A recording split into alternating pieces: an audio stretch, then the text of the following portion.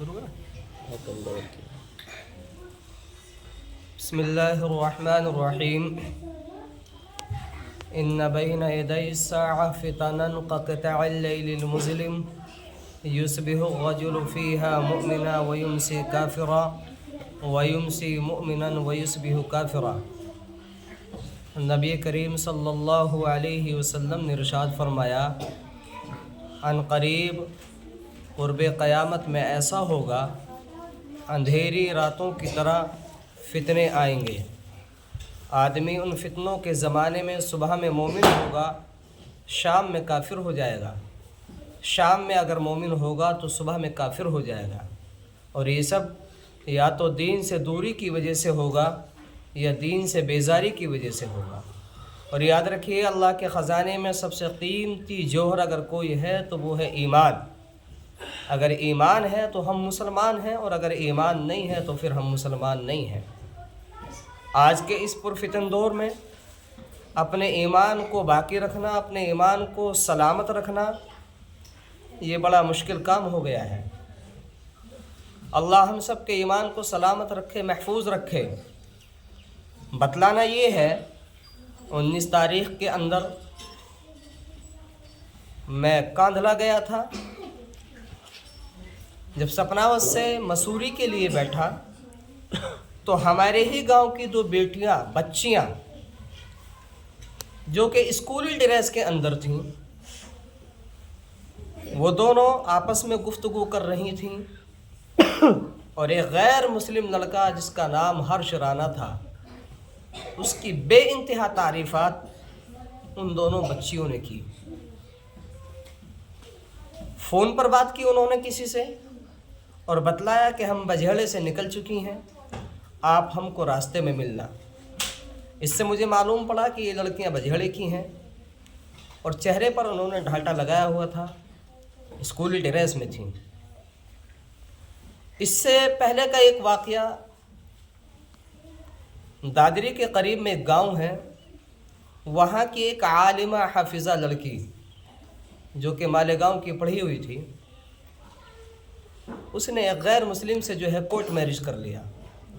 آپ اندازہ لگا سکتے ہیں کہ ایک عالمہ حافظہ لڑکی اپنے ایمان کا سودا کر سکتی ہے، اپنے ایمان کو بدل سکتی ہے، دوسرے کے مذہب کو اختیار کر سکتی ہے، جو کہ عالمہ ہے، حافظہ ہے۔ تو وہ لڑکیاں جو اسکول کالجوں میں پڑھتی ہیں، ان کا کیا عالم ہوگا، آپ اندازہ لگا سکتے ہیں۔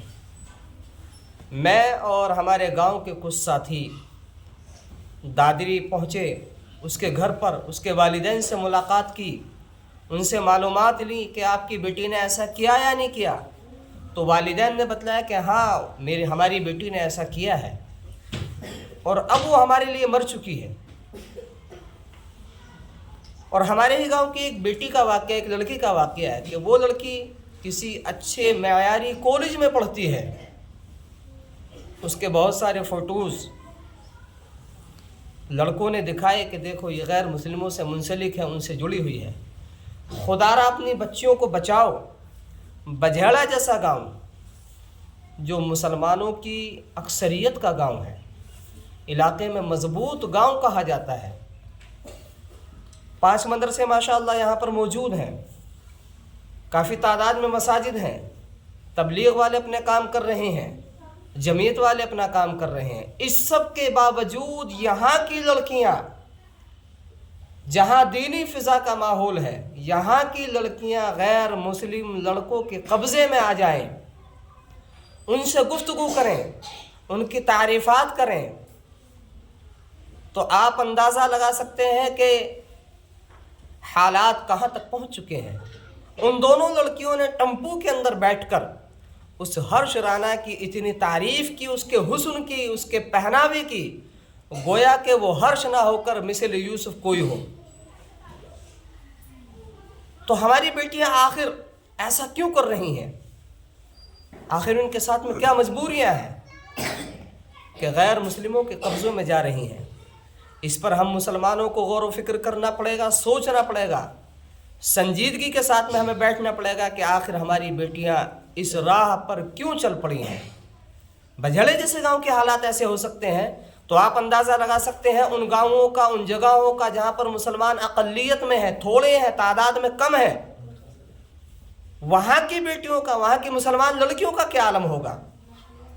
یہ تو میں نے اپنے گاؤں کے حالات بتائیں، اور بہت ساری پختہ معتبر ذرائع سے یہ بات سامنے آئی ہے کہ ہمارے گاؤں کی اکثر لڑکیوں کے تعلقات جو کہ اسکول کالجوں میں پڑھتی ہیں غیر مسلموں سے ہیں۔ کسی کا نام پیش نہیں کر سکتا، نام کے ساتھ میں ہمارے پاس میں ثبوت موجود ہے۔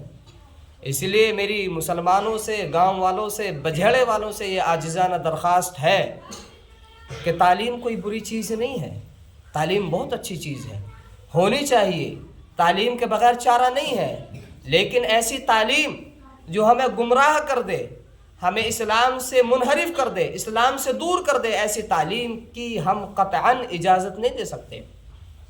اقبال مرحوم نے کہا ہے، اللہ سے کرے دور تو تعلیم بھی فتنہ، اللہ سے کرے دور تو تعلیم بھی فتنہ، املاک بھی، اولاد بھی، جاگیر بھی فتنہ، ناحق کے لیے اٹھے شمشیر بھی فتنہ، شمشیر ہی کیا چیز نعرہ تکبیر بھی فتنہ۔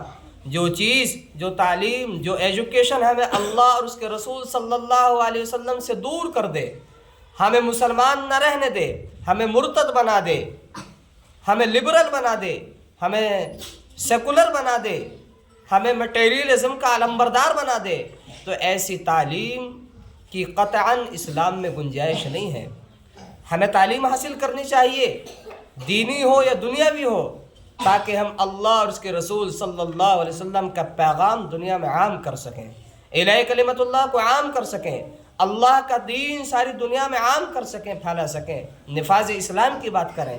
ایسی تعلیم ہمیں چاہیے۔ اسکول کی تعلیم کے ہم قطعاً مخالف نہیں، یہ ضروری ہے، ہمیں زمانے کے ساتھ میں مل کر چلنا ہوگا۔